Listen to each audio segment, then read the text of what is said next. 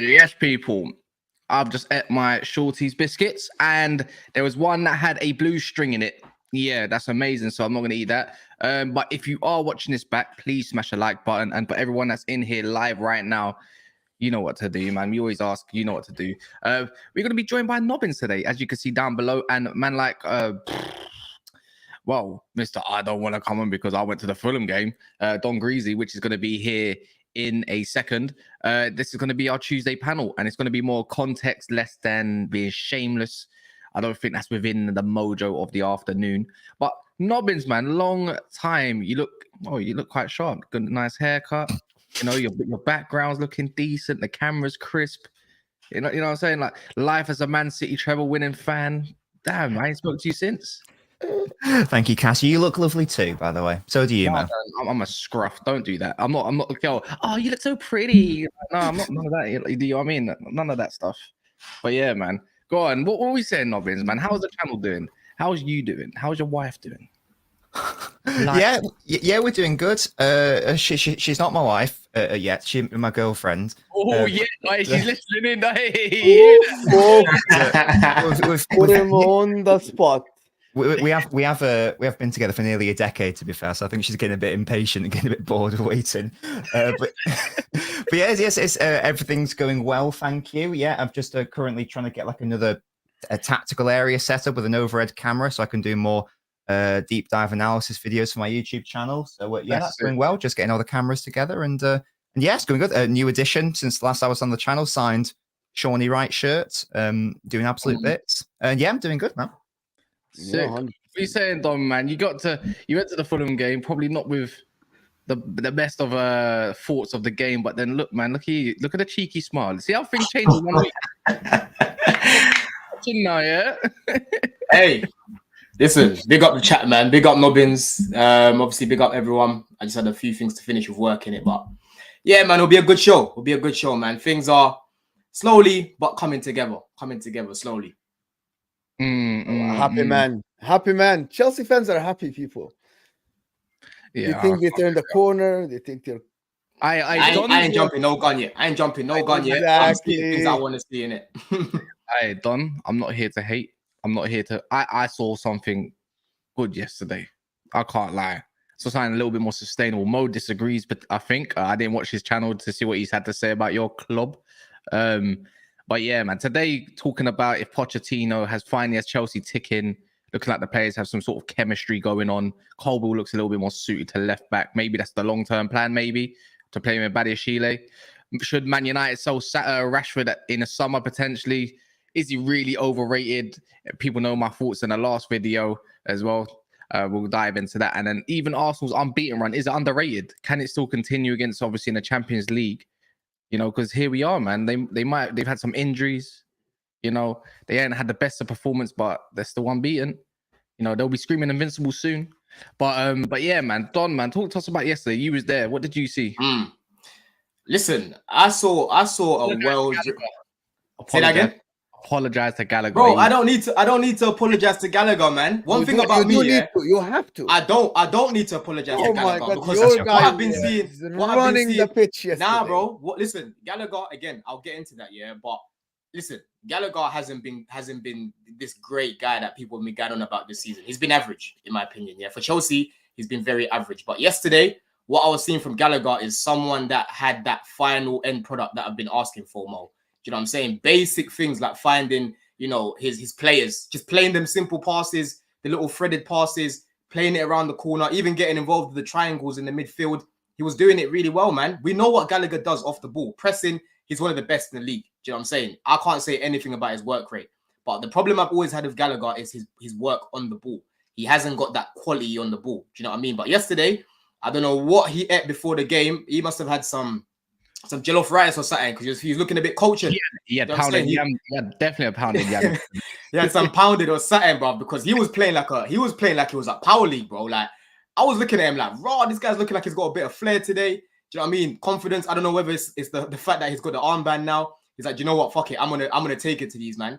He was good yesterday, man. I can't complain about Gallagher. If he plays like that going forward, I've got no complaints about him starting certain games against certain opposition. Do you know what I mean? It's only when he's on the pitch and he's not being effective and there's others with more quality, like a Cole Palmer on the bench, that's when I've got a problem with it. Do you know what I'm saying? But Gallagher played really well yesterday, man. And if you look at our midfield, you know, you can see the difference when Enzo's playing in that pivot. You know, at the start of the game, he wasn't really getting involved because he was playing in that 10. You know, when he dropped a bit further back, bro, we were seeing the Enzo that we love. This actually looked like Mo said his tweet. I saw your tweet, Mo. That looked like a 200 million midfield yesterday. Do you know what I'm saying? The link up between it did. Yeah, the link up between him and Caicedo was so nice. The triangles, the movement, you know, how press resistant he is, how he was taking us from back to front. It was really nice to watch, especially in person as well, man. It was so good to watch.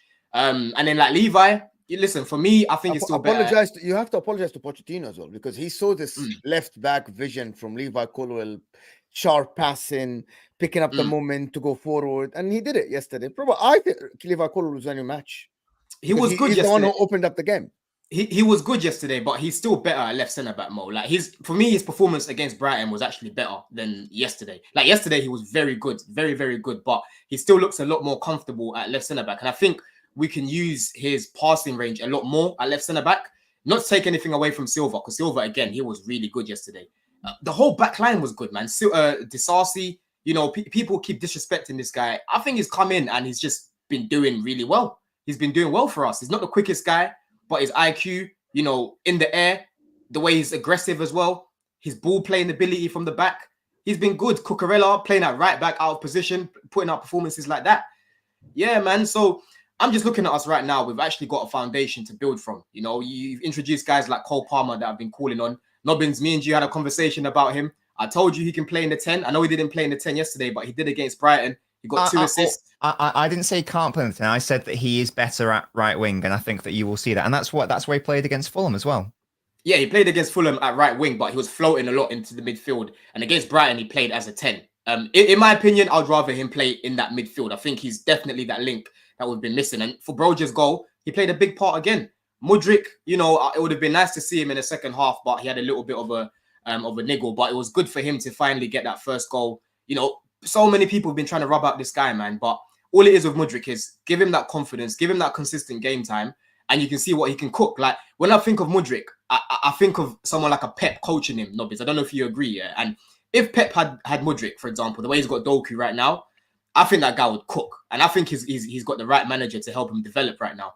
Do you know what I mean? And the right players around him. If you see how everyone around him, when he scored the goal, were all, you know, saying, well done, like, come on, this is it. It's good, man. The signs are good. So we just kick on from here, innit? I'm not getting carried away and saying Chelsea are back and all of these things. It's just a way to build more confidence and keep going. Burnley at the weekend. I might be there. We'll see. But yeah, man, it was a good game. It was a good game. Solid game, man. Yeah, DJ says, Mo and Cass, you killed Don for bigging up Palmer signing. No, we didn't. You man both need to apologize for the heat you gave him. Only 2 games, but he looks great. No, we didn't kill him in terms of that. It was more of Don's overrating the situation at hand. We all knew what Palmer could do and everything like that. We all know like he can definitely change a game. But remember, Don was talking about how many goals and assists. I didn't give a number. All I said about Cole Palmer is if the ball drops to anyone in a critical position, I want it to drop to him or in Cuckoo because he's clinical. I know we ain't seen him have shots much, but bro, in terms of dictating that game, he's special, man. If you man see the group chat, yeah, the rivals group chat, yeah, Don like a couple weeks, boy, not even just 2, 3, 4. The copium was mental, man. It was like mine a little bit. What copium? We like to the people. You know what the problem is with what you did with Cole Palmer? Cole Palmer needs development. Cole Palmer needs time. He's talented, young, and everything. The problem is that the pressure on him. You guys put so much pressure on young players. It's unbelievable. You might hinder their development. Yesterday, yes, they were good. They were fluid. But if you go through the season and there's so much pressure on them, right? I think you might hinder their development. And that was our problem. You are relying so much on young people without experience that they need someone to hold their hands. Everybody does. They don't, though. But this is the thing, though, Mo. Everybody does, though. But Mo. In tough times, they do. But Mo, I understand that, bro. But all I'm saying is, yeah, right now, you're talking like these players, we've got them from Doncaster or something. I'm sorry, Cole Palmer, Caicedo, Enzo, Lavia, Reece James, all of these young players, yeah, they don't need experience to hold their hand throughout the whole season. yes, if we're going for a title right now, I would agree with you a lot more and say, look, if we're going for a title, you need those experienced players in the team, yeah. But right now, the aim is to at least to get back into Europe. These guys are good enough to hold themselves together and get into Europe, bro. Let's not act like Cole Palmer's come from an environment where he hasn't been seen winning. Do you get it? I know he's young, but I look at his quality more. These guys playing together, bro, they can cook something. I think you're undermining how good some of these guys are. You're saying that they need experience to hold their hand. But when you look at Sterling, for example, when he came on yesterday, the guy's got all the experience in the world. What's the quality saying? I'm looking at him here. The ball's bobbling everywhere. Maatsen came on. He was a bit quiet yesterday, but on the ball, the guy, quality, bro. I hope Man United see a vision for this for a left back, a future left back to take over Luke Shaw. If it isn't Maatsen, I don't know who. Yeah, because honestly, Luke Shaw needs to just be full third choice centre back or something. Bring me Maatsen for free. I need him, or bring him in January. I need that guy. All I'm saying, Mo, is that Poch is starting to trust these young players more. Like yesterday, if you look, Cole Palmer started ahead of Sterling. Apparently, Sterling had a virus. Yeah, I'm taking out the pinch of salt, in all honesty. Yeah, and then Maatsen came on before Sterling as well. And what happened when Sterling came on? He looked poor. I get we need experience long term. I do get that. I fully agree with that 100%. But these players have quality, bro, and you're undermining how good they are just because they're young. They're definitely good enough to get in the top 5, man. Sterling was great. Would you take Said bin Rahma over him now? Would you ship? Bro, the guy was ill for 3 days, to be fair. Like, yeah, I mean, apparently he missed training. He missed training. He missed training. I'm just joking with him. But to be honest, like, he's only had 2 good games. Modric looked better than him, believe it or not. Yes, bro. And he's young. He's what, 21? Do you get it? Yeah. So now what I'm doing, I've realized this is the reality of the situation. We're working with young players, but they're young players with quality and they can develop. They're good players. So if you play them together, bro, they can develop together. And let's not act like we haven't got experience in the squad. We still do. We've still got Silva. Disasi's experience. You know what I'm saying? You've got Reece James. You've got Chilwell still in and around the squad. You've got Nkuku. There's still experience in the team. But yeah, man, I think these young players are gonna, they're gonna prove a lot of doubters wrong this season, man. I believe in their quality. But I fully hear you in it. Let me say 350 people in the building, please. Just a reminder, if you don't mind smashing the like button, if you like the video for what it is, I much appreciate everyone that's done it so far. But yeah, man, you know what it looks like, the fun button and everything is down below. If you exit the live chat for 2 seconds, then you'll find it right there. I was going to ask you, Don, yeah, or even Mo, what is Cole Palmer's role going forward? Because I'm looking at him doing a playmaking role more than a direct role, if that makes sense. I can see him linking up, but his whole role, like I see him dropping deep. Kind of the way I see how Enzo should be, but he's doing it from the right-hand side rather than Enzo doing more of it on the left. If does that make sense?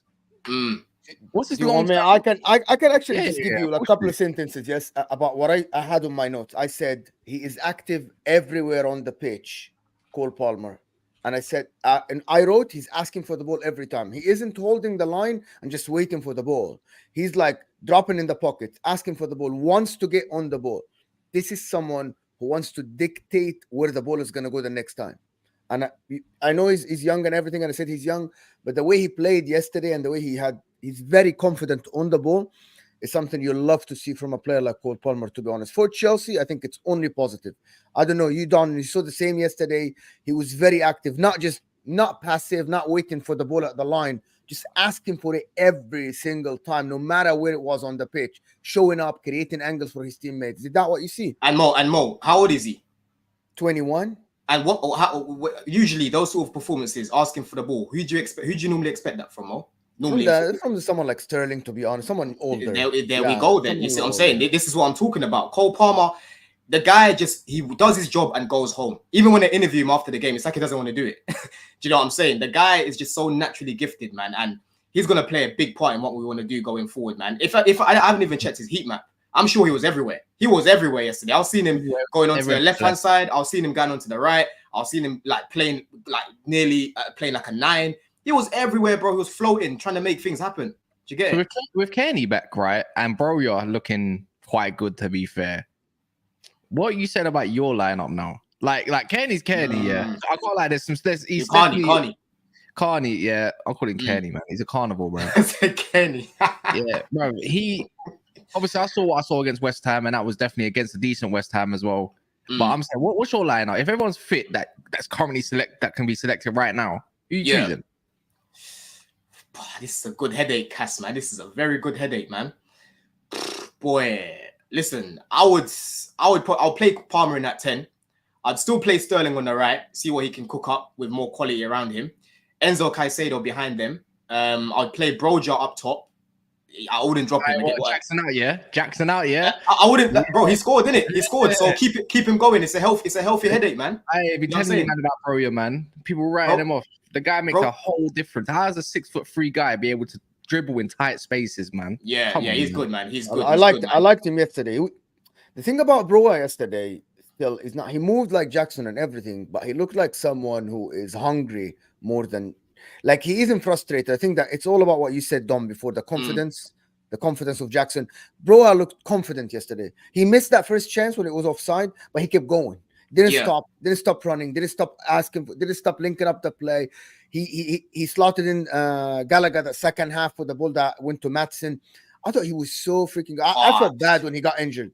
Yeah, he didn't get injured. It was just he's just tired, didn't it? I'm not even putting Sterling. That last run of his finished him. You know what? Let me take Sterling out, Cass. Sorry, I'll put Maatsen on the right, Mudryk on the left. Then I'll play Broja up top, Palmer in the 10, Caicedo, Enzo behind them, and then the defense I'll keep it the same, only because we're missing Gusto in it. So I'll keep it the same right now. Well, Reece James is going to be back for your. I don't know if he's back for Burnley, but he's going to be back for the following game. I think which is against Arsenal. No, apparently he's back over during international break, so he can get up to scratch quite easily there. Yeah. Well, that's a big positive. So a lot of your injuries are coming back for you lot. It's now Chelsea's just an interesting situation, you know, like. It's just the ones that said Poch out. When I to be honest, I was saying like, you got to get him out, man. Like, because he was looking kind of bleak. But it still might be the case. It still might be the case because you never know. You go to Burnley and then somehow you drop points. You know what I mean? So, but it goes to show, man. It's hard to be patient in this sort of situation. But I think you got something definitely sustainable to go from there. But to add personnel, look like your Reece James, add a bit Badiashile for Thiago Silva. I rated Thiago Silva's wife, by the way. She's a real one, man. And then I spoke to her after the game. I said, listen, tell your husband. I said to her, tell your husband he had a good game. She was like, thank you. I tell your husband he had a good game. He wasn't trying to dwell on the ball. He was clearing first time. He wasn't trying to he learned from the mistake, which tells you that anybody can learn from a mistake. Do you know why I think he was doing that, bro? Because he trusted Caicedo and Enzo in that midfield to pick up that ball. Do you get what I'm saying? Gallagher in that first phase, I feel like he doesn't trust him as much. I'm not getting on to Gallagher because further up, he was brilliant yesterday. Amazing performance yesterday, by the way. Right? So, yeah, man, Silva was good. He was keeping it simple, but it was good. Yeah, man, it's class, isn't it? That's what you call class is permanent, right? He's 39, still playing at the top level. 39, bro. I mean, technically he's playing mid-table Premier League, but it's still top level. You know what I mean? Right, Don? Yeah. Well, you don't think of Disasi though, man, because Disasi's not spoken about enough, and I don't like this. I don't like this. His passing for me is underrated, but I can just see in tougher games him struggling. In what sense? Does that make sense? I don't think he's the first team. Like I'm not gonna undervalue him in terms of yesterday, but overall, from what I gather of his ability and everything like that, overall right now, I think he's more of a third, fourth type choice centre back. Does that make sense? Like he's a competent enough one of those. I don't think he's starting centre back quality. Like I see more talent in Badiashile. I see more talent maybe in Fofana if he can ever stay fit. I can see more in maybe Coble, but Disasi's for me, his ball for a big guy like that, man, his ball control, passing, and even some agility wise, not so much acceleration, is competent enough. Does that make, if that makes sense? Yeah, I can trust him to come in, and I'm not worried. Like, it's a weird one. Like he's clunky. He's clunky on the ball. He's clunky. He looks clunky. Sorry, but it doesn't come off like that. Bro, this is the second game that I've watched him, from behind the goal. And when I tell you, like this guy's passing from the back cast is spot on. And the thing is, he doesn't delay like a Silva where he's taking 4 or 5 seconds. He looks up and he just plays it straight away. You know, in football, they always say to you, play what you see, innit? That's him. He just plays what he sees, bro. All the time forward. I see a combination though, man, and it's weird. Cucurella right back, Disasi, Cole Palmer, Caicedo. There's a weird combination through these players, and it's hard to say, but there's chemistry there, and it involves Cucurella at right back. Bro, Cucurella, hey, listen, hats off to this guy, man. Remember I said to you, Cass, when you lot were linked to him, obviously I banded you in that year, but I did say to you that he had a tough year last year, and I wasn't going to fully rub him out, because when we got him in, I was happy with the signing. Cucurella, man. It was you. It was you. You were on to me. No, I said to you, he had a difficult, bro. You know, I said to you, he had a difficult year last year. He had tonsillitis, lost bare weight. He got robbed at his house. The whole team was a mess. I rated him at Brighton, and what I'm seeing of him right now, is very effective. Very effective. I'm getting rid of Chilwell. I can't lie. I'm getting rid of Chilwell. I think there's better left backs at the club that stay fit as well, man. What are you saying, Nobbins, man? Like about Chelsea as a whole, as a collective. Like, do you believe in it, or do you reckon this is just an overreaction type thing? No, I think long term, I believe in it. Hopefully, my microphone's okay now. Okay, great. Yeah, sorry about that. Yeah, I think that's. I'm just surprised it took Poch so long. I don't know what's been discussed so far. I'm just surprised it took Poch so long to.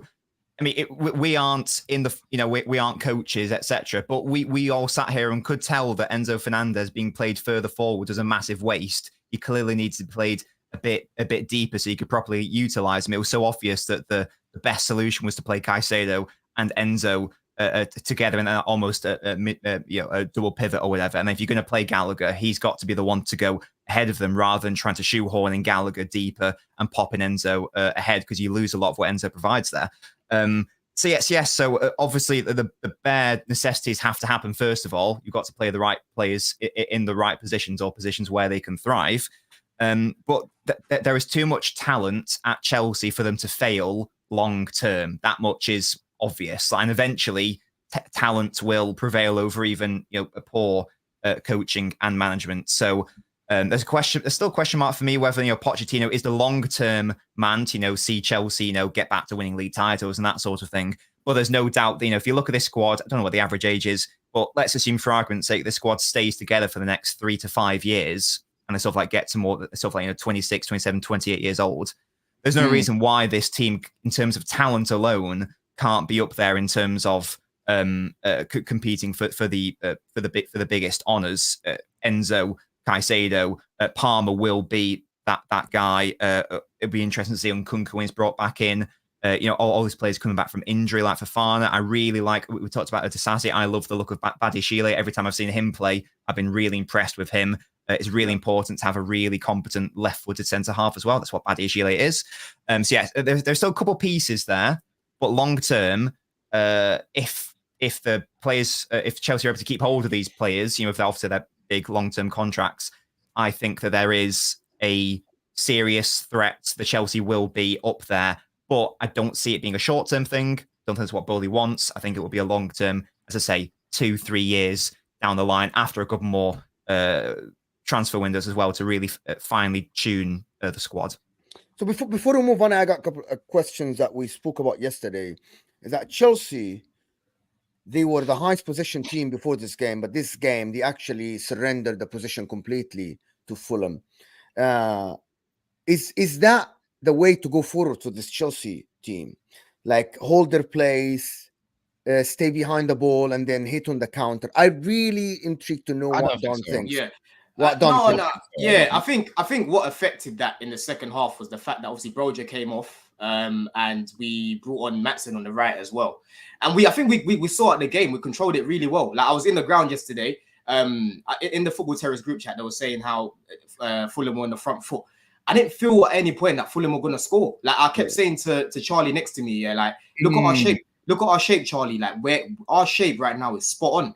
Do you get it? We got the 2 goals in the first half. The job was done. Sometimes you don't need to go gun ho. That's how you lose games. That's how you draw games. That's how you end up losing the clean sheet. So I think we managed the game well, because there wasn't any point where Fulham were creating any clear-cut chances. I think we just reverted back to have that clean shape, and we'll see it out, innit? Do you get it? Because the job was done. So I think it's easy though. When the team is quite neat on the ball, like Fulham, they're very neat on the ball. Their passing's quite tidy. Other than Tim Ream, I still don't know how that man gets a game, man. Honestly. Anyways. Oh yeah, he was shocking. He's so shocking, honestly. But other than that, I would look at it like if a team's quite toothless up front, like and they have been toothless up front this season. Let them have the ball then. Yep. Because it's called, that's what you call tactics, right? It's called not being naive, not pinning them back. Pinning them back is probably what would suit them.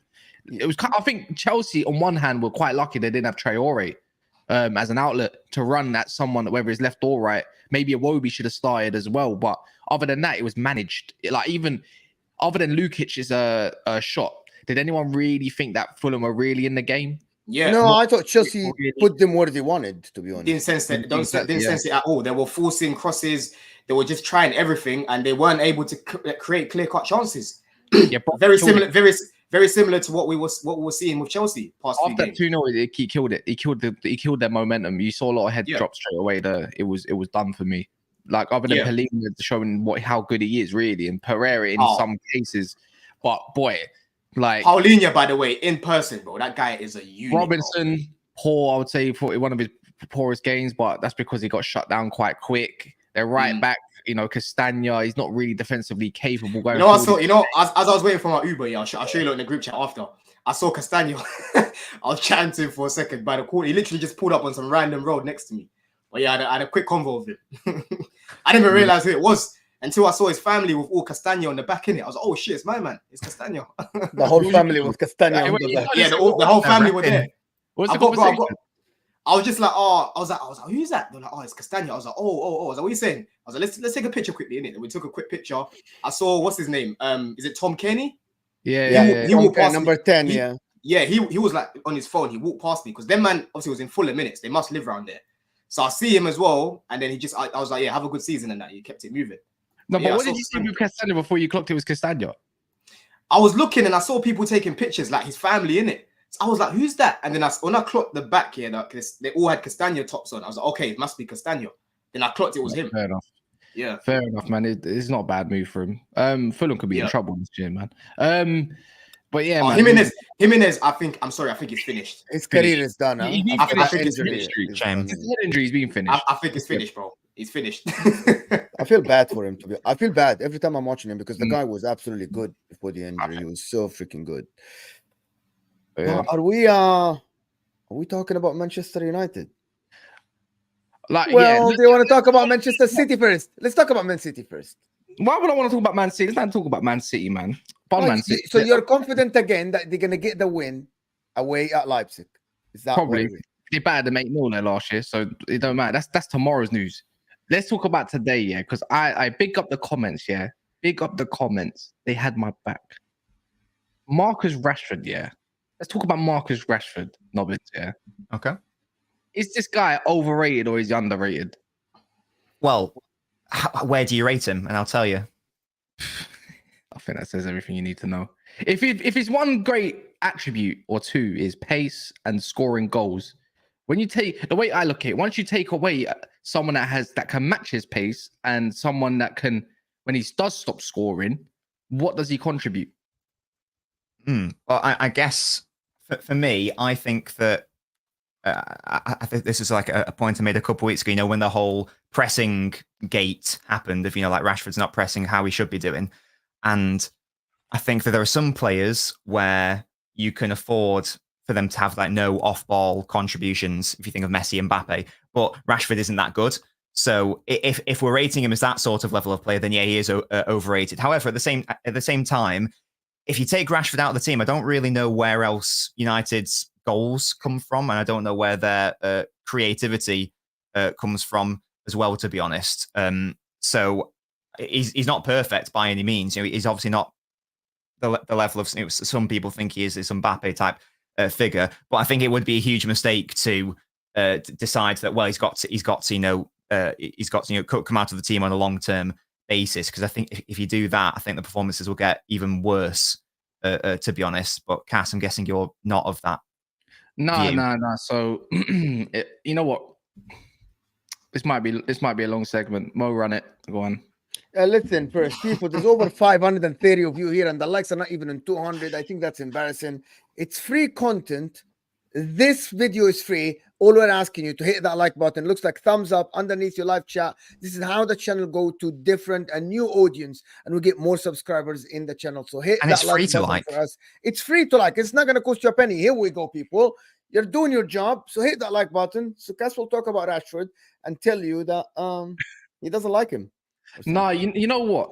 It's hard because the sentimental part of me wants him to stay because he's academy graduate. You know, he didn't cost anything. He has contributed in games, but it's the same way I viewed Ronaldo when he returned to Man United. He's making the performance of the team poor. You know, it's Man United first, not Player FC first, Ty. So that's why I'd rather just sell him.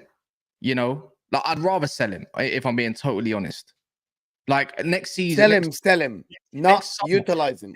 I don't think he's going to have a good enough relationship with Højlund. He's not a creative winger whatsoever. He's an inside forward. I don't think it suits him too much. I think you need someone that can chip in with goals, but also supply for the striker more. And there's many left wingers out there, and you can have a choice of your own. But if a good enough bid comes in for him, like as in for next summer, and I know he's just signed a new deal, but if Mbappe goes one way, I'm pretty sure PSG have been interested in for the last few years. And I think that's probably an ideal replacement for him. And I'm pretty sure he'll do well over there as well. Like, I'm pretty sure we get coached by Enrique the way he needs to be. It's a new challenge for him. He'll be in Champions League every year on the stage. But at Man United, I don't think it's it. And I'm not trying to be overreactionary about it. It's just like, even last year, all the goals were there, but and he bailed us out. Don't get me wrong, but I think he's hit his peak. I don't think he's there. I don't think he's going to go any further. He's turning 26.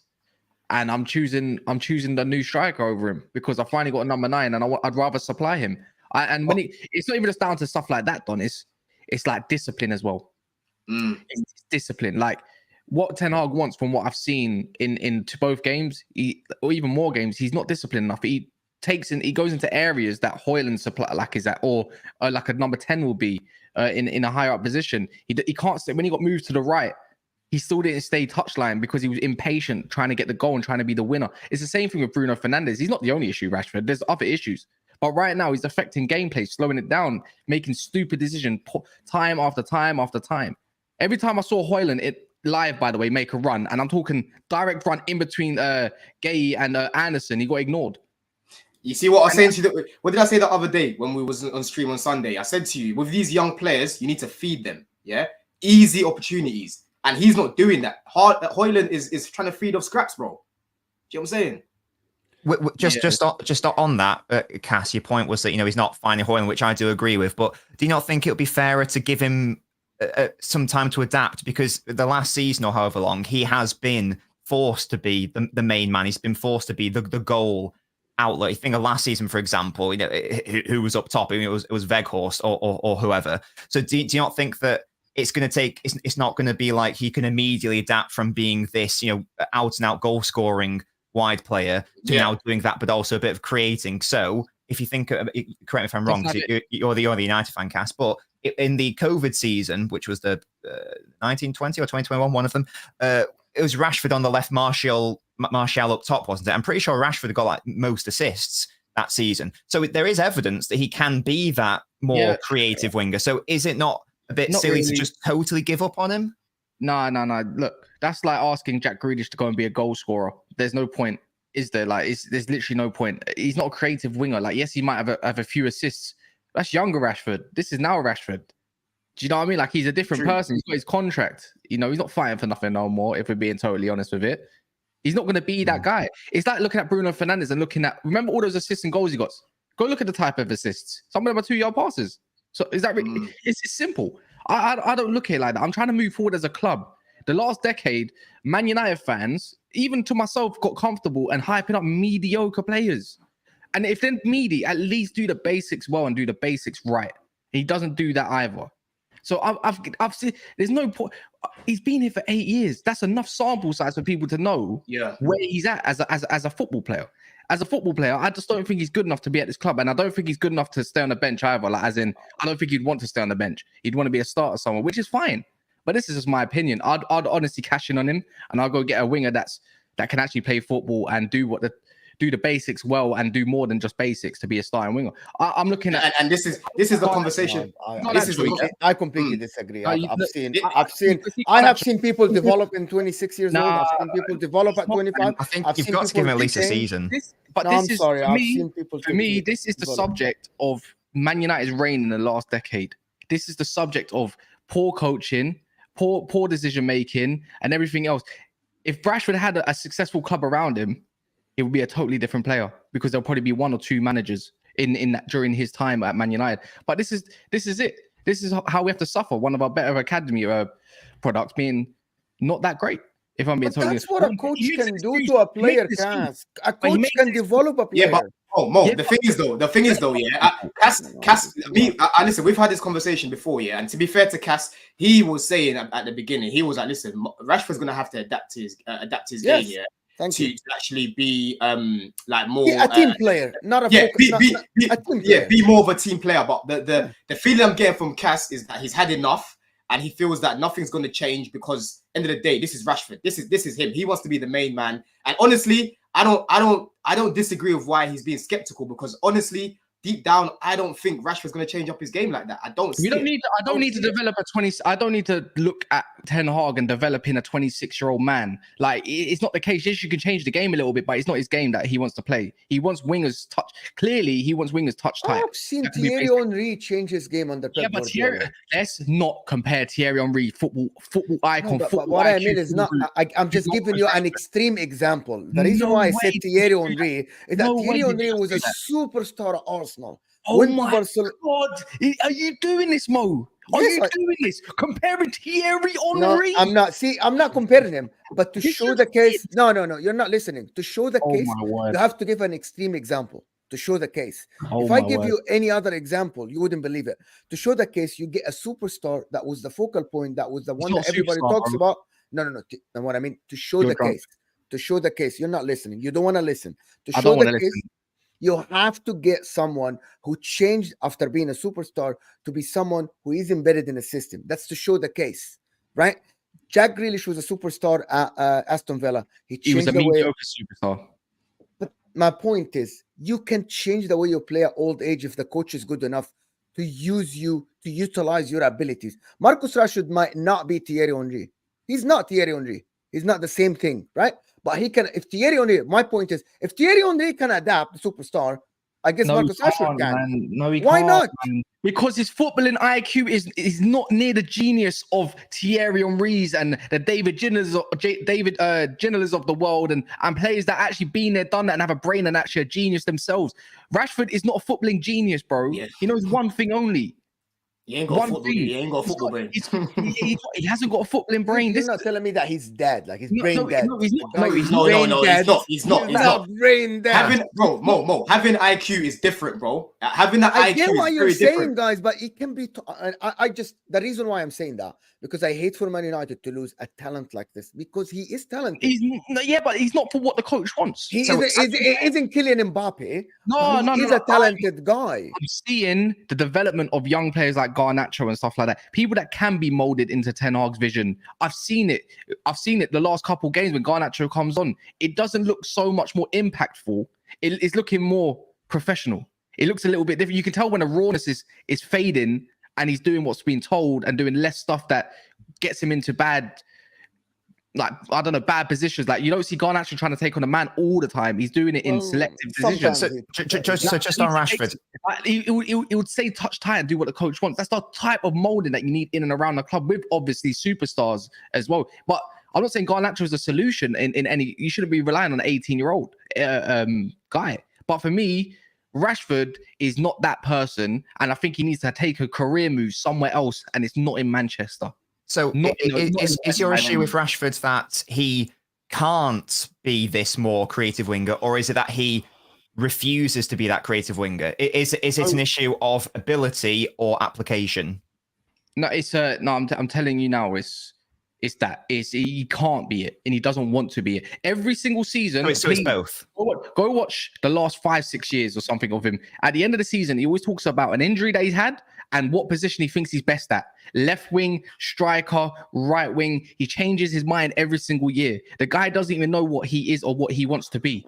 It's someone actually put it out on Twitter back in the summer. Yeah, before he had that interview with Gary Neville. No, just after he had that interview with Gary Neville, always makes an excuse for himself. After 6-7 games, we're talking about selling Marcus Rashford. And instead of giving him a shot, to change, at least instead of giving him a shot. Let me ask you a question. Go ahead. In the last 5, 6, 7 years, have Man United really been a goal as a collective unit up front? Have you ever really been scared of their attacking lineup? Have they No. ever really As a scored collective? No. goals? As individuals, Then yes. there you go.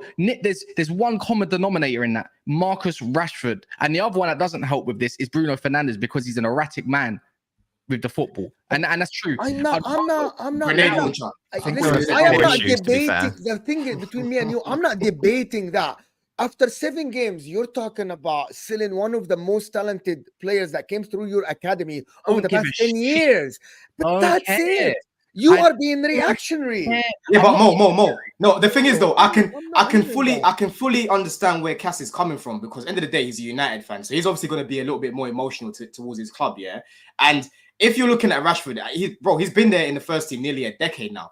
Right now, the responsibility is on him pretty much. You know what I mean? He's a big player in that change room. I'm He's getting been there. his assist stats up. Yeah. You can get his assist stats up, yeah. But what it is right now, he needs to be that role model for the players to be looking at. He can't be that guy that's trying to be the focal point all the time. So I fully get where Cass is coming from in terms of the frustration, and he's got every right to feel skeptical that Rashford ain't going to change his game. I get to feel skeptical, Don, and I said that I feel Marcus Rashford is someone who wants the carpet underneath him and nobody else. He wants to get the ball. Do you think he's going too early then? Do you think the main thing is he's going too early? Yes. Just give the chance for the coach to work with him in a new system with a better team. Okay, I get that. I get that. Like you're too quick to jump the gun, bro. You're too quick to jump the gun. There's other. You just said it yourself. I get that point. You accept mediocre because your team is also a part of mediocre. You win one year, and guess what? You're shit for another 3 years before you go win a Scudetto or whatever. Yeah, I'm not part of the mediocre decade. Yeah, I'm not trying to look like a league gunner, be negative on a club 24/7. Hold that one, Lee. I'm just saying along these lines. Yeah. Why is Lee taking? Why do we need to cater? Why do we need to cater around Rashford when he's been here for 9, 8 years, bro? Is he talented? Is he talented? Not in my eyes. He's just a good player, bro. He hasn't got world class ability. Anyways, what I'm trying to get across is he's not going to. You cannot be a media player like this when you score 17 goals or something. Like, come on, Mo, would you? Let me ask you a question then, Mo. Let me ask you a question then, yeah. With how Rashford plays and what you're used to seeing from Rashford and how Ten Hag wants to progress going forward, especially the other day. I know they played Palace's B team, but they did look a little bit more fluid, yeah.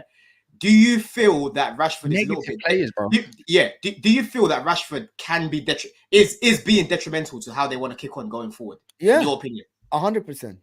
I said that, bro, 100%. You guys are not understanding my point. Last year I said Rashford is too selfish. My point about Marcus Rashford is that can we at least give the talented guy a chance? How long are you going to give him? Till Christmas? Till Christmas? A year or so, like this season. I think you got to give him at least a season. Yeah, I think he has. It's ridiculous. I think he has demonstrated he can work with a striker. No.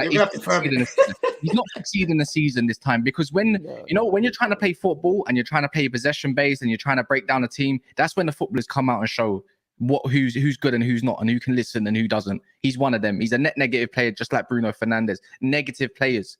You ignore players. I've never known. I am 27 years old. Even at fullback, when I'm running, I lift my head up to see options and scan before I make my move. I make my move before I've even touched the ball. As soon as it comes to me, I scan left and right and what's around me in my vision before I do. He doesn't do that. He ignores. He's selfish. He makes the wrong decision time after time after time, and it's annoying because it's affecting Man United's front line for me. He needs to bop. Yeah, he didn't cost us nothing. He's on stupid wages as well because we love to talk about wages. He just needs to dip because you're talking about catering around Rashford. How about catering for the team? How about the team overall? No, I didn't say cater to Rashford. Allow him to develop to be part of the team. Things like this, you'll never have Man United succeeding ever. And obviously, with the ownership, we're never going to succeed. But I believe that's going to change at some point, and that's hope, obviously. But I'm just saying, with this man in the team, we'll never win a title, bro. A major title, never. Him and Bruno Fernandes. Bruno's going to be 32 before we win another trophy. That's major, bro. He needs to go. I just think there are bigger issues at United. What I would say, Cass, right now, I get it. You're a United fan. Obviously, you feel the emotion, yeah? For me, Rashford has to get dropped. He has to get dropped. 100%. Try something new. Maybe that will wake him up, yeah, and change him into that player that Mo's talking about. Because me, long term, I don't see him turning into that player. Rashford is what he is. Do you get what I'm saying? But Let's see if he gets dropped and he comes back and reacts in a different manner. Do you get what I'm saying? If he does get dropped, he might decide to come on and start feeding Højlund a little bit more. You know, we have to see. But for me right now, I think Rashford has to get dropped. Saying sell him, I do think is a little bit reactionary. To be fair, I think you have to give him a little. I think you have to give him a little. I think you have to give him a little bit more time, but I do agree that he needs to get dropped. Yeah, people don't know what they want in life. I swear down, they don't. 1 minute they talk that Ten Hag needs to play a style of football and have a vision going forward, and then the next part, it's like you want them to get results and stuff, but you want to cater for a player for their talent. And how can you go forward moving as a team to play a certain style of football, but you can't have the bollocks to drop one of the meaty ballers in there that won't succeed in that sort of vision of what the manager wants. If the manager was a little bit different and we played with a false nine, Rashford was inside forward and we're catering for him, different story. But we don't play like that. So I don't want him. Yeah. At the end of the day, he didn't cost us a penny. We're making profit for the first time ever. Like we don't make much profit. You're gonna have to firm it because your manager, going back to your manager, he's stubborn, innit? He ain't gonna drop him like that. He's playing tonight. He's gonna play tonight unless he picks up an injury or something. He's gonna keep playing. He's going to keep playing. Man, we have to suffer. We have to suffer, man. Get these negative players out.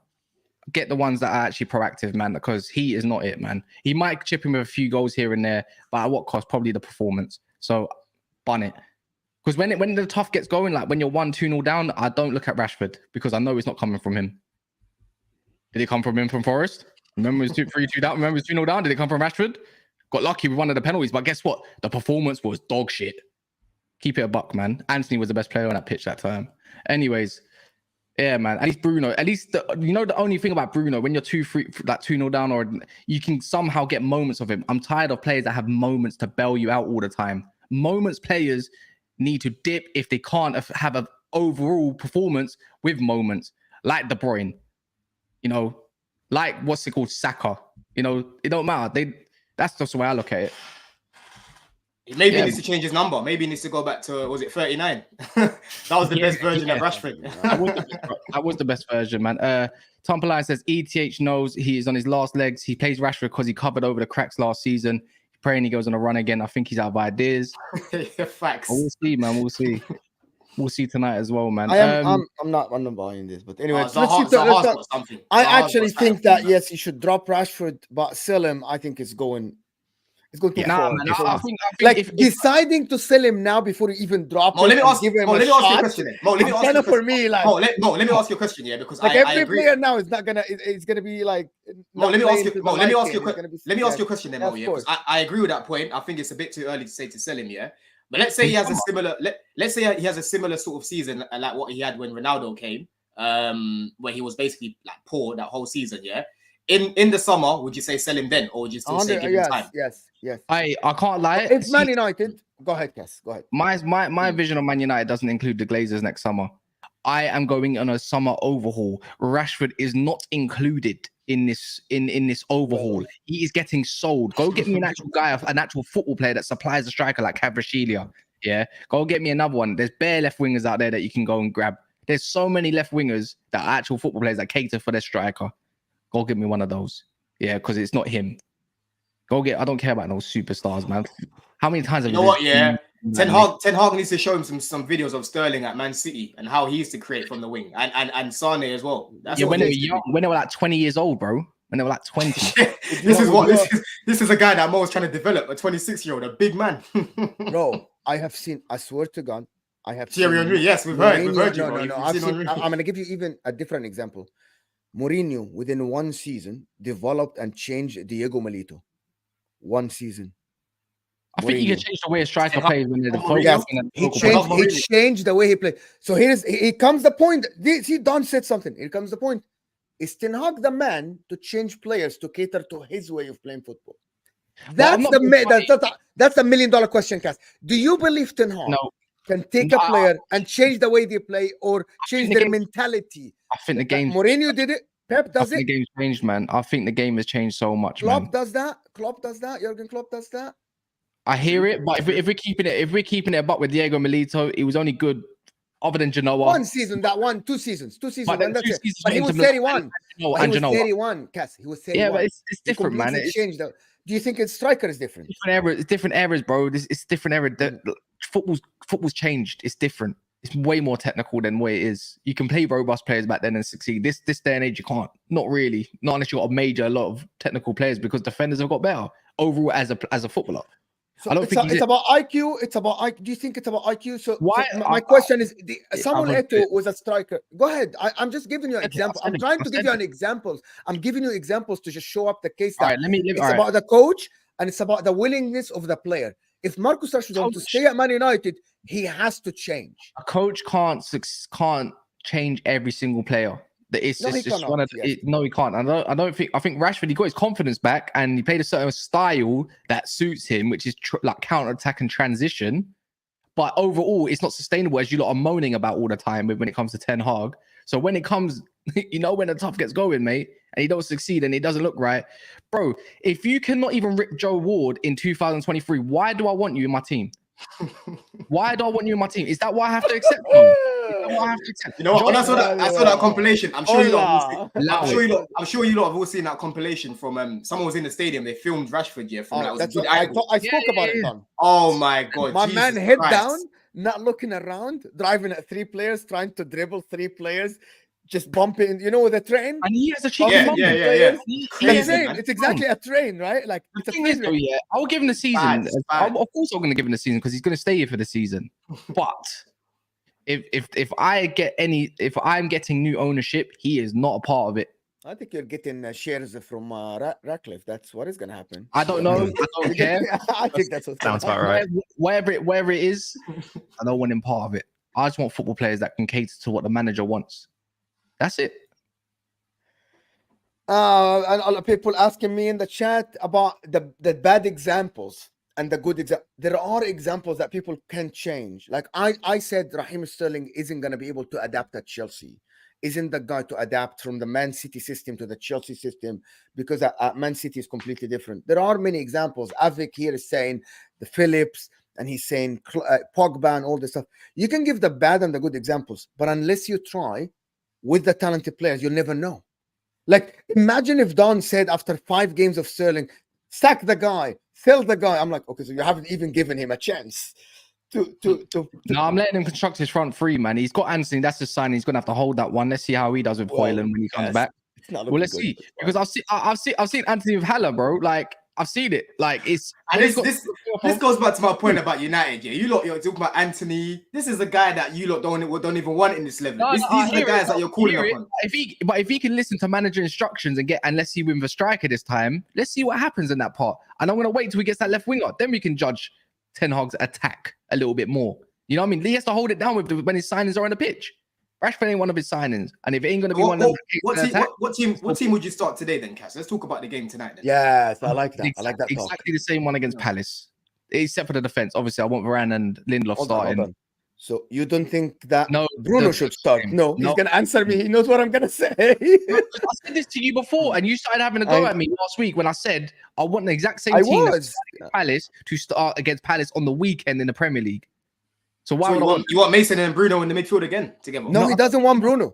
They're not. You don't want Bruno. Not at all. I told you. The cup game. Sorry. I want that team. You ain't getting that team. Okay, so here is my 2 cents about the Champions League. Okay, if you're not Man City, and even sometimes a Man City, the Champions League is about getting the result. Inter last year in the league, they were playing position-based football, attacking. Went to the Champions League with just playing a cup game. Real Madrid did the same, by the way, in the Champions League. It's cup games, right? Some teams, and I think Man United today, looking at Galatasaray and the Dries Mertens, the Angelino, it's an attacking team. You know what I mean? They aren't going to sit back like Crystal Palace and allow Man United to pin them back. Zaha doesn't know that. It was Ziyech as well, isn't it? Yeah, exactly. So that team, listen, I haven't watched the game from Galatasaray, but I'm just going with the names. I don't think this team knows how to sit back. You're not going to ask Zaha to sit back, right? It's not going to happen. Well, they might play transition, bro. Like counter attack. You think they're going to leave? But they you know what I mean? Well, I can't lie. Cardi's shit. I'm not trying to hear it. But, no, tell me, what do you think? No, I don't know. Because I'm getting to my point. I'm getting to my point that you wouldn't like. I'm getting to my point that you wouldn't like. You wouldn't like my point. No, the only way it worked, you're thinking Galatasaray have the ball in this equation. They attack Man United, and who do you want at the end? It's Marcus Rashford.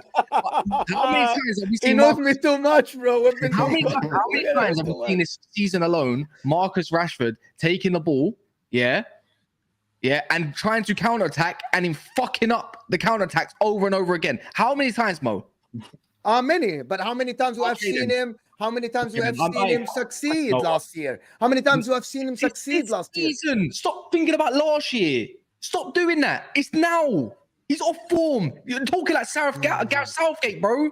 Like when he does his favoritism picks. Fuck last season, bro. It's now. He's shit. So you would play Garnacho for sure, 100%. 100% I'm playing Garnacho. Why? If I'm What's your Garnacho, midfield if you're not playing Fernandes? so I like we got Oh, I just had a look at their lineup. So Galatasaray at the weekend, yeah, they play a 4-2-3-1. On that left-hand side, you've got Angelino. If you don't know him, he used to play for Man City. Yeah, the RB Leipzig. The RB Leipzig. Angelino, he was. I used to watch him coming up through the youth team at Man City. Baller. Wilfred Zaha on the left as well. Icardi up top. You got Torreira, Arsenal boys. Yeah, remember him. Dries Mertens. You got Dries Mertens. You know that. Mertens. Yeah, they've got Mertens as well, but he didn't play. He didn't play that game. Yeah, these are just some names that I know in it. So listen, they can cook a little something, man. Are you not playing away? No, we're at home. I'll be at home. Home, City are away. And anyhow, you lot lose to the Galatasaray today. Oh my gosh, Cass. What? That You pressure. I don't care. At this That moment, pressure on Ten Hag. Let's talk about this then. So if Man United don't win today, yeah, what are you really saying about Ten Hag? Let me wait for the performance. Let me wait for the performance. Yeah, but you're not confident with the personnel he's putting out, so you can't be confident that you're going to put out a good performance. I don't know what he's playing out yet. Yeah, but are you confident that he'll change it to what you want to see? Because I don't. I mean, when the tough gets going again, man, I keep saying this phrase, man. If you start changing the lineup, that's because his job's on the line, bro, and he needs to change it to the way he needs to cater it. And that's the way. Fuck it. What's the point of keeping the so-called players if your job's on the line, right? Which you man keeps saying. You ain't got nothing to lose no more. Play the way you want to. Let me do these super chats. That's so true. Let me do. You got nothing to lose. Just do whatever, man. It's true. Mancunian therapy. A member for 3 months. Thank you for being a member of Never a Fallacy. Why would Dortmund want Sancho back if he was such an issue behind the scenes? Somebody is lying. Dortmund are starving right now. Dortmund are starving for some quality right now. That's why. Okay. It again is saying Rashford thinks passing Rooney is more important in terms of goals. Passing Rooney, is he even? Bro, he's not even like close to him, is he? No, surely not. No, probably. He's got over 100. He's got over 100 though, isn't it? Yeah, so Rooney's Rooney had over 200. Yeah, I know. I'm just saying, Rashford's got over 100. Rashford will need 10 more years on top level. Yeah, he's not going to hit that. He's not going to hit that. And Tomboline is saying Eric Ten Hag knows he is on his last legs. He plays Rashford because he covered over the tracks last season. We've done that one already. Oh, yeah, okay. And another one is saying, like who out there to replace Eric Ten Hag at the moment? You are.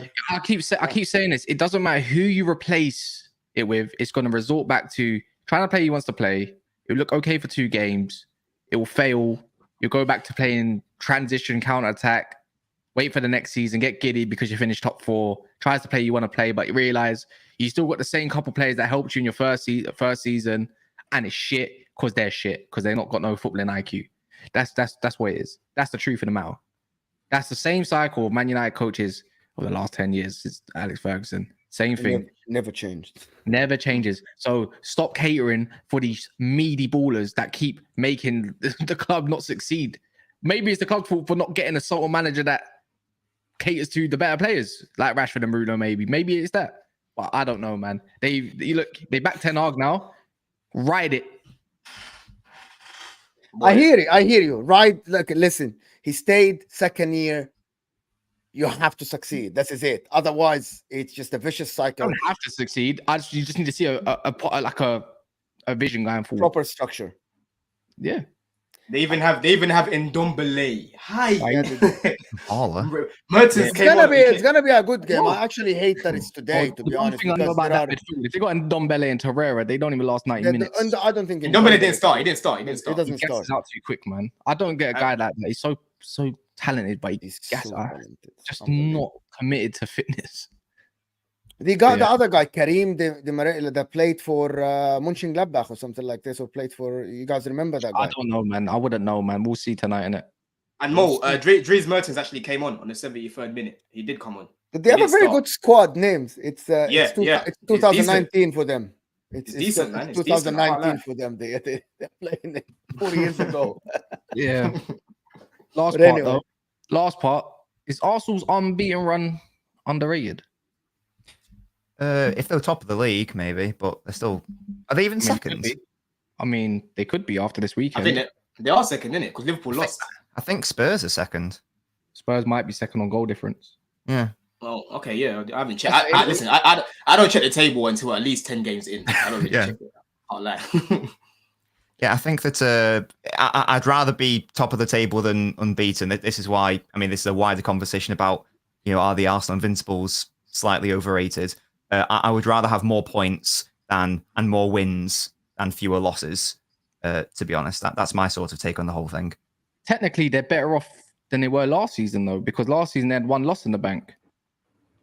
City are also better off, though, I guess, if we're comparing it to City, which I assume we're doing in the context of a title race. But I'm talking about is that unbeaten run underrated? Maybe it's undervalued. We was glorifying Liverpool's run, of 17 games. Obviously, It was 17 games.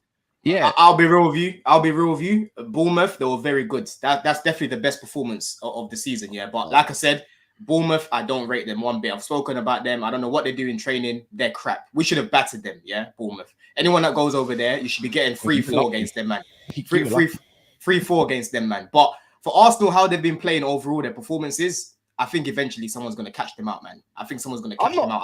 I still think Man City. I still think Man City are clear. I still think Man City.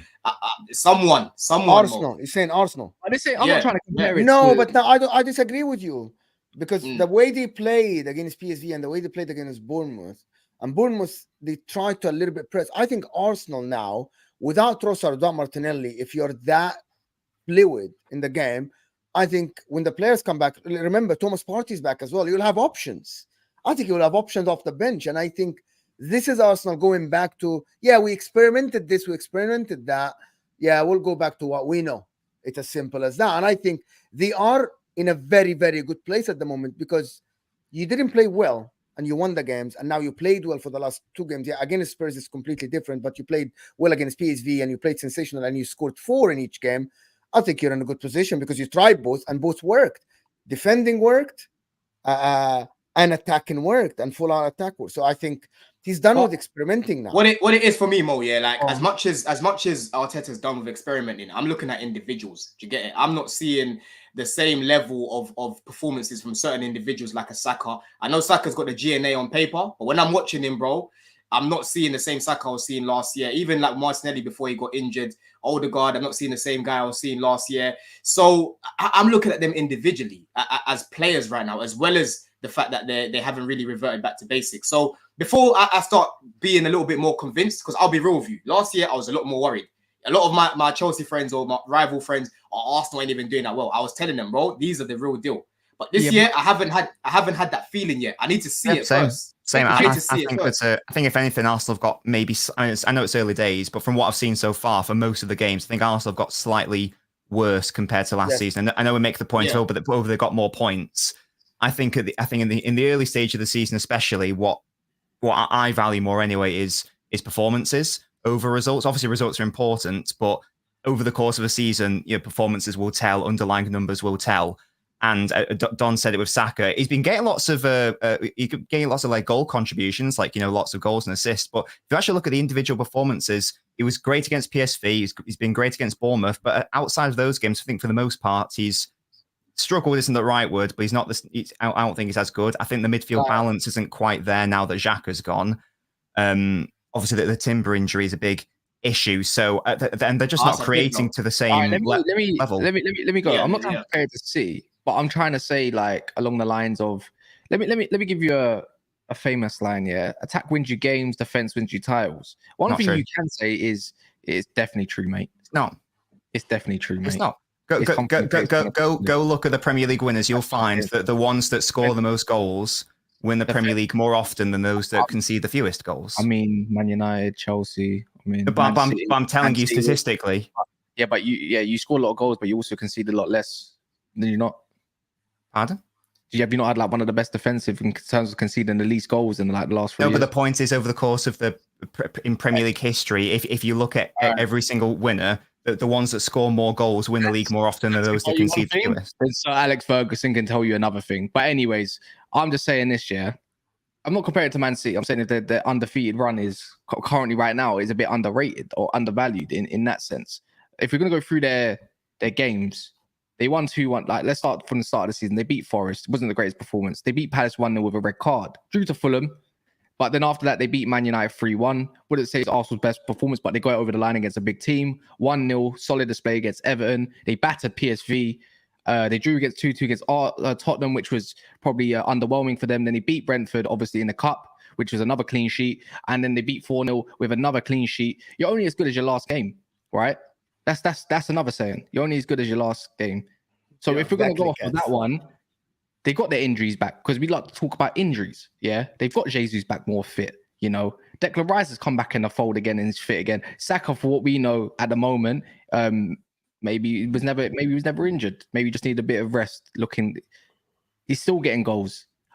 These performances for Arsenal, you can never go into Arsenal and say, I don't know if they're going to win this game, because you always think like even if they are playing shit, they got that feeling now where it's like, yeah, I think Arsenal can still win this game, regardless of how bad. I think this start. Plans. He's tried different plans. He's still won. He's reverting back to what he knows from last season, and all of a sudden, it's looking more fluid and a lot more electric.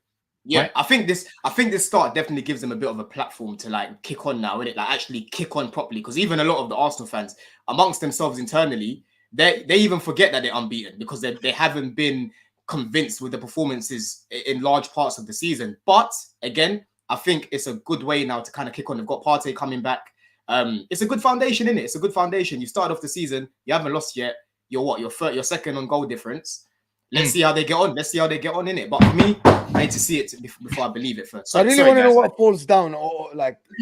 It's my phone, man. It was on the side. Sorry.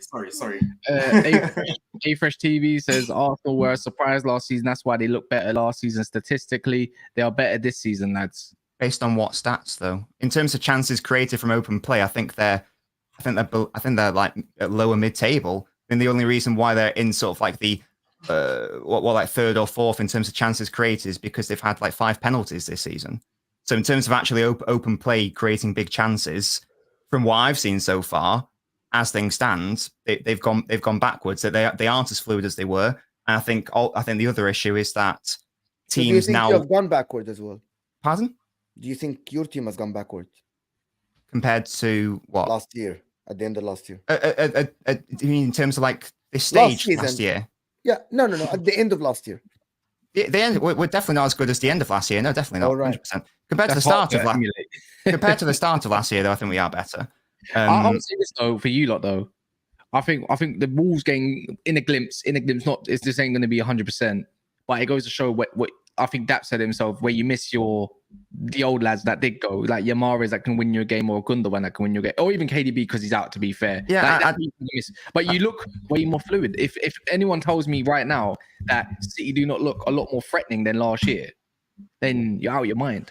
I'm comparing it to sort of like the end of last season when we were in our pomp and like going on a ridiculous run. I think we are slightly worse, but that's to be expected. If you look at our best midfield from last season, you think of the box four: Rodri, Stones, Gundogan, De Bruyne. None of them played against Wolves. One of them's in Barcelona. One of them was suspended. 2 of them are injured. So as it stands, we don't have any of our best midfielders for the Wolves game or for the Arsenal game. So of course we're going to look not as good. That's why I'm not really concerned about the Wolves' performance, because every other game I've been really happy with, and we have really dominated them, the opposition, whoever it is. If you actually watch the games, so I don't think it's a long-term issue. I think once Rodri comes back, obviously De Bruyne will be back in the new year. Stones is back in training. Even Bernardo, he can play that role in the midfield. He's now back in training. I guess we'll see, because if you don't win today and you play Arsenal on the weekend, that'll be 4 games in a row. If you don't win one of them, I think a little bit worrying. But again, if there wasn't like a big injury situation, then I would totally agree with you. But as I say, take out any 2/3 or 3/4 or an entirety of a team's midfield that's their starting midfield, and you are going to see a massive performance drop. You're going to see. I don't wanna dwell on that, but you actually have 3 injuries only: Stones, Bernardo, and Kevin De Bruyne. suspensions. Then Rodri is also One suspended. suspension. So that means it's okay. So you're big players basically. It's if we're So including Stones is suspensions, injury it's prone. I don't want to dwell. Stones is injury prone. KDB might get injured. Rodri doesn't get suspended often, right? But that's Rodri only. So it's the same then. Like you don't have. You're telling me that Nunez, Kovacic, and the other guys are not good enough to hold it together if these guys are out. sorry, I don't understand what the question is. Are you telling me that these guys are not good enough to hold it if the They should be good enough, and out? we should have done better against Wolves. Oh. But my only point was that if you look at our starting midfield from last season, none of them were there, so it's not going to be as easy. It's And the going other to issue, take time. the other main issue was Ake was terrible defensively, and Kovacic was poor on the ball, playing a role he's not used to, trying to play Rodri's role. I still thing pick is, you. I'm not told pick you to win the City league. fans- of course, just to City fans that kept saying, we're going to bring him in. He's going to play the 6. I told them Cover is not good in that first phase. We The always guy, saying that together, to be fair. We always say Yeah. that. He's not 6. I thought he's not good there. Matthias Nunes would have been more suited to that role than Kovacic to do, in my opinion. yeah, I'd well, rather I think Kovacic we'll see when Bernardo comes back, who's now in training. I think that what I would like to see is sort of like Stones is back as well, isn't it? John Stones is back in Stones contention. is back, yeah, but I don't know if he's going to. I don't know if he's going to be rushed back. I would like to see Nunes and Bernardo in the middle. I think that'll be a bit more steady. But yeah, as I said, the Wolves game is a blip as far as I'm concerned. It's the only league game this season where we haven't absolutely dominated the opposition and absolutely deserved to win the games. And to be honest, I watched that game. I think a 0-0 probably would have been a fairer result. Wolves had 2 shots on target, they had 1 shot on target and they scored 2 goals. So I personally wouldn't be using that as a barometer for anything other than it was just one of those days where maybe on another day we nick it 1-0, maybe on another day it's a 0-0. So as I say, the rest of the season is more of a barometer for how good City have been this season. So Afresh saying stats, better controlling game, conceding chances. Stats, But worse in creating chances would be my counter to that. Much worse, in fact. Ton547 is saying we have controlled matches better, looked more solid defensively. Stats back this up. Fluidity has suffered due to not having our first choice front 3. I think Arteta said that he hasn't had his full team fit together this season yet. Another super chat. Thank you for the good super chat from Tevin is saying we have yet to see Arsenal's best front 3 play together. We have yet to see Partey, Rice, and Zinni together. Our fluid areas from last season haven't played together. We all are going through it. So yeah, it's Arsenal waiting to see them. But anyway, there is another one. I think it's funny how everyone's feeling the injuries this year, isn't it? When Chelsea had 12 last year, no one gave a shit. Big up the game. I'm not gonna do that. Oh my god, I'm not gonna do that. Come on, no one cared about our injuries. Jay is saying, just some context, we have barely played with Jesus through the middle, which unlocks everyone else, and Ketia limits our overall play so much. I absolutely 100% agree with this. But everyone, thank you for tuning in. That has been absolutely brilliant. Nobbin's channel is in the description. Make sure to go and subscribe to his channel. Content coming your way, match analysis, and you can see the camera, you can see the setup. You'll love it, of course. There, Don, thank you for being here. And of course, Cass with us here. Also, I'm going live after this. If you stay in the video, I'll go chat rubbish for about 15, 30 minutes or something. But thank you, everybody, for tuning in. And we hopefully will see you after tonight. If Man United lose, you got to be here on Never a Fall, nowhere else. Glory, glory, Man United. And the rest go marching on.